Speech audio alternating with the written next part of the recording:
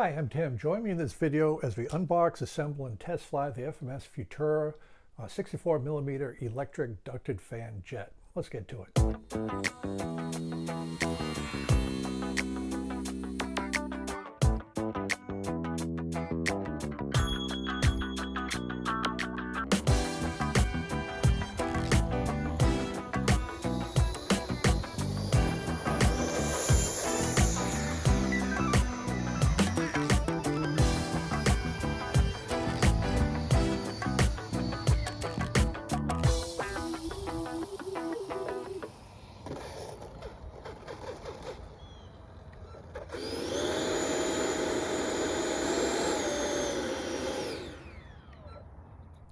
This is a completed Futura. In a moment, we'll go ahead and do the unboxing, the assembly, and the test flight. It's a nice kit. The thing that I really like about it is these kits always come out with advancements in ESCs, the motors, the impellers, everything. And what is nice about this particular one is about the 5th FMS kit I've put together. They go together very quickly. You can build it in less than an hour, but it's lightweight they've engineered in. It's two pounds. The other thing that's of interest before we get to the unboxing, you notice it says Futura, but if you look on this wing, it says Tomahawk, and under here is Tomahawk. Well, what does Tomahawk mean? Well, Tomahawk is a very respected, advanced German modeling firm. If you go to their website, you'll see essentially 1/3 scale turbine F-86s. So FMS is partnering with the Tomahawk Freaks for their design expertise to help with that. And I think it all shows. I mean, 2 pounds is a very lightweight. The other thing that you'll see that's characteristic of something like this are the chines, the extensions of the fuselage along here. These help a lot with lift, believe it or not, as you're flying along. So that fuselage design, along with the wings, makes for a very nice flying model. So let's go ahead and do the unboxing, put it together, do a pre-flight, then out to the field. This is a box for the FMS 64mm, that's the fan diameter Futura Sport Jet. I do think the box is important. If you like your product, you have a good box. Very nice. What we'll do is we'll take a look at the bottom. These are the features that it comes in. Good description of what's going on. The power system is all built in. A all-metal landing gear. Oversized electronics battery if you want a little bit bigger battery. It is a 4-cell lipo battery. No glue for the assembly. Now, one thing that it doesn't mention, there are really four things you need to complete this model. You'll have to supply the battery. I mentioned that, a 4-cell. You will have to supply your own transmitter and a receiver to go into this model. There is a fourth thing. This video is being filmed in the first part of September 2023. Unless there are some changes on September 16th, 2023, your model will need to be compliant with remote ID if flown in the United States. That means if you're not at an AMA field with a FAA and FAA Recognized Identification area, you're going to have some sort of remote ID module to make you compliant with a remote ID system for flying within U.S. airspace. So good look at the box. Now let's take a look at the interior and we'll unbox all the components. So before we unbox the Futura, we have a technical assistant, Annie. Are you going to help us with the unboxing today, Annie? Woof, woof. Thank you. This unboxing is the first time for me. What you see is what I'm seeing for the first time. So as typical with FMS, just an excellent job of packing. I see no damage or anything, just a very thoughtful approach. This is about the 4th FMS kit I built. I'm very happy with that. We'll take off the top. These are the little wing panels. Very nice coloring, I think. You notice the model comes in 3 colors. This is obviously a red one. There'll be spar in the wing. These are where it screws in. And there are 2 servos built in, one for the flap, one for the aileron. You can see the size of the flaps. I like that a lot with these smaller wings. So here's one wing. Here is the other wing, 2 servos, the flap, the ailerons, absolutely normal. This is the tail, again with a servo built in, already connected to the rudder. Everything's centered up. I like it a lot. You'll see the 3 positions where the tail screws in. It'll go together fine. The horizontal stabilizer with 2 connectors for a separate servo for each elevator half, so you don't have to worry about a linkage mechanism. That is just going to be too easy. It looks very good, and they're already connected. We don't even have to connect the elevators to the elevators. Perfect.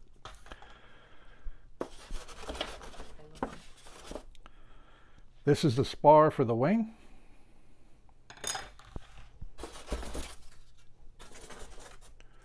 The nose section. Just so it can fit in the box, I guess. And here's the fuselage. Okay. The wings will go on here, the bottom, air intake for the fan. You can see that there's two intakes here for the air, but let me see if I can see up the tail. Yeah, if you look up the tail carefully, you can see the single 12-blade fan, the 64 millimeters. And then the very easy 2 elevators on a rudder servo connections. Just couldn't be any easier to do this. So I'm very happy about that. And then there's the landing gear. Take a look at this landing gear. I mean, it is solid metal with a spring loaded, and then it connects up to the fuselage. I mean, you just don't see that too often. So those are the 2 main gears, and here's the nose gear. Figure out how that goes on. Again, spring loaded. And then just, these are the screws needed to put the whole thing together. Some packing stuff here. And that is the box. There's also a set of instructions right here. It's a little bit thick. Don't let this worry you because it's in multiple languages. So the next step is to examine all the parts, screw it together, and I'll take you through the assembly of the Futura. The directions are very good. These are all the parts in the kit. It's really quite amazing. Here's a look at the instructions itself. Illustrated with words. It just takes you step by step through building it. With the instruction manual in this video, you should have all you need to know to put together this electric ducted fan jet. So taking a look at the parts, when you pick it up, it's just surprising just how lightweight everything is. It's a very strong foam. The control linkages are in place, very firm control, no slop whatsoever. The leads are noted just so you can put everything together quite easily. And I like the fact that they have 2 servos for the elevators, just a nice touch. Fuselage, everything's in there, electronic speed control, the motors, the impellers, the wires in back, and the fixed landing gear. It is not retractable landing gear, they stay down. Next, we're going to insert the carbon fiber rod for the spar. It fits right into the hole. There's really nothing you need to do there, but a good part to make sure those wings stay on. Notice the 2 leads from the wing, one for each aileron servo and aileron flap. They're clearly marked. You'll have to connect them from the wing panel to the wires into the fuselage. Then there's a little hole inside there, gap, where you have to bury them in as you mate up the wing into the fuselage. You see the tab with the holes that you screw in. The horizontal tail goes in with 2 screws, no glue. It just couldn't be any easier. You will have Allen wrenches needed for that. Next step is to put on, we'll take a look at the bottom of the fuselage. You can see the wire for the nose gear when that goes in, just a little hole for ventilation, and the grub screw with an Allen wrench that puts the nose gear in place. Really quite easy to do. View of the underside of the wing with the main landing gear. It's the FMS plastic clips that hold everything in place. They're very strong clips. You just play with it, look at the directions, the gears go right in. They clip in and clip out if you want to do that. Also included in the directions of the center of gravity. Super important to get that right. It's in millimeters. Just convert with your smartphone. This is a completed model. Weight is 2 pounds, as I mentioned. It's a 5-channel model. Elevator, rudder, ailerons, throttle, and flaps. The gear is a fixed gear. It's not a retractable gear. So let's just kind of take a look at the airplane. Everything is connected. You don't take off the wing or anything of that nature. There's a little latch back here for the fuselage, for the canopy, and just plenty of room for a battery. I need a 4-cell battery for this. I only have a 3-cell for seating and operate, so I have to wait to get that 4-cell before we take the flight. Again, there's just a little latch, and it just clicks in place. So the servos are installed, very nice tight fit. You don't even have to connect any of the connectors. They come connected, which I like. 3 screws to hold on the rudder, 2 for the elevator, 4 for the wing, all the same size screws, which is nice. Simulated speed brakes along here. If we look underneath, It's the twin air intakes, and if you just kind of carefully look down an intake, you can probably see the impeller down there for the motor. And a little bit of a cheater hole for the engine, for the motor. That is fine right there. And everything else is really pretty good. So what we'll do next is let me hitch up the battery. The controls are per the direction. It's about a 1/2 inch per each control. We'll show how those work. We'll show the flaps, and then the next thing to do is just wait to get the 4-cell battery, some good weather, and head out to the flying field for a test flight. So let's take a look at the controls. Remember, we want the proper distance. It's about a 1/2 inch, and what I did, it's in millimeters. You just have to do the conversion. So I just took this little thing here, this balsa dial. This is 1/2 inch, and I just held it up here to make sure the throw is about the right throw. So we'll try the elevator first. Up and down, correct throw. The rudder next, and that is good. Now we'll take a look at the ailerons. And that's as much throw they want. I would normally think that's a lot, but that's what they want. And then the flaps, 1/2 for takeoff, full for landing, and that is that. Notice also the steerable nose gear. And I'm going to hold it. You just get an idea of the thrust. So 3-cell, that's going to be plenty of thrust. And the other thing that's kind of nice I wanted to point out is this metal gear is very strong. And notice the spring. See how it goes back to help with the bouncy landings. That should be good. The gear just snaps in place. One note on the nose gear, it's pretty easy to install. It's just a wire, music wire that sticks out. This is also here. It said we needed 2 screws, Allen screws, to set it up. I thought I'd lost those, but they're actually screwed into the strut itself. And there's a flattened portion on the music wire where they can butt up against the flat surface. So that's good to know. So overall, a very impressive kit. Goes together quickly, lightweight. It should be a fun aircraft to fly. And like I said, we'll see you next at the flying field. One other super important thing, we've got to balance it at the center of gravity. I'm not balancing it now because I don't have the 4-cell battery that I'm going to fly with, but it's on the directions. You can see the picture along here. It's about 3 inches back for the center of gravity. Absolutely critical that you balance your model before you fly it. Nick is going to help out explaining the reverse thrust of the Futura. Thank you, Nikki. All right, so what happens is the directions are basically silent on this, but because this jet comes with the installed electronic speed control, you see you have the normal throttle plug into channel number 1. That's absolutely normal. But there is another line out here just for the yellow right there. That is the reverse thrust line. What happens is the yellow is the signal, which is the top with the white wires here. Doesn't need any power. You just simply plug the signal into the top plug of an unused channel, in this case number 5, which is a gear because we're not using gear. And that provides the signal to the reverse ID once you assign a switch to the reverse ID. Again, a very quick explanation. I will have a complete video on how to set up reverse thrust separate from this one. Look for the link in the description. What I'm going to do now is demonstrate the reverse and forward thrust. And also what I'll do, I've set it up on switch number C. Just switch that to go back and forth.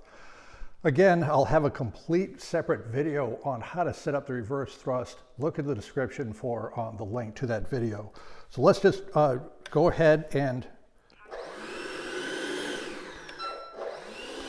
So there it is with forward thrust. And when I flip the switch, we add the power.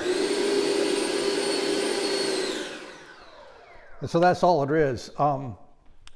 There's obviously a lot more thrust going forward than back, but it's a nice thing to have on your jet to slow down for landings and so forth.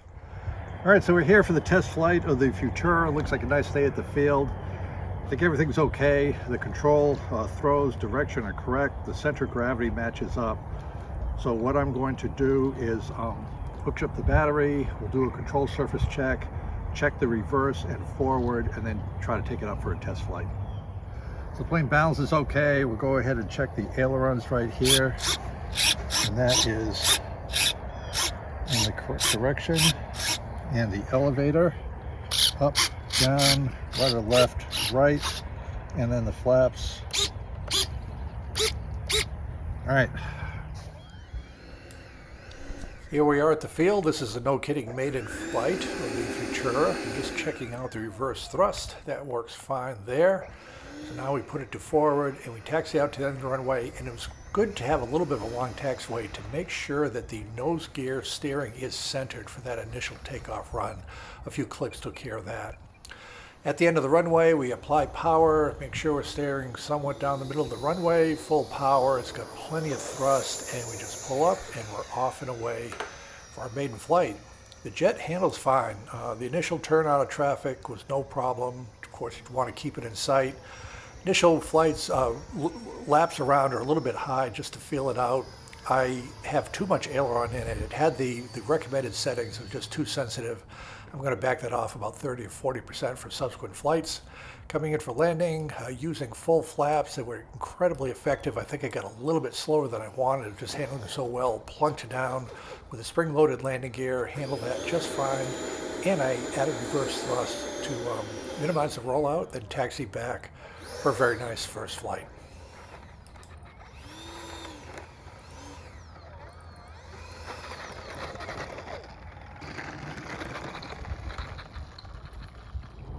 So we just finished up the maiden flight of the Futura. I couldn't be any happier. I wish I could have gotten the plane a little bit closer to the camera, but it was the first flight. What I found out was the recommended aileron throws was a little bit too much for this. It was very sensitive to the ailerons. I'm going to dial that down by about 30%. I think it'll be fine until you get the feel for the aircraft. Elevator was fine, and the throttle, there's plenty of that, and it handled well, no problem with orientation. The flaps are super effective. I took off with half flaps. I landed with full flaps. You can see it plunked down a little bit hard first landing. But I could tell the full flaps are absolutely effective to help for the landing. And I even remembered to use reverse thrust on the end of the rollout to keep from going off the end of the runway. So very pleased with this airplane. Great value. Handles well, flies well, fits in the car. I'm looking forward to many more flights with this neat little Futura electric ducted fan jet.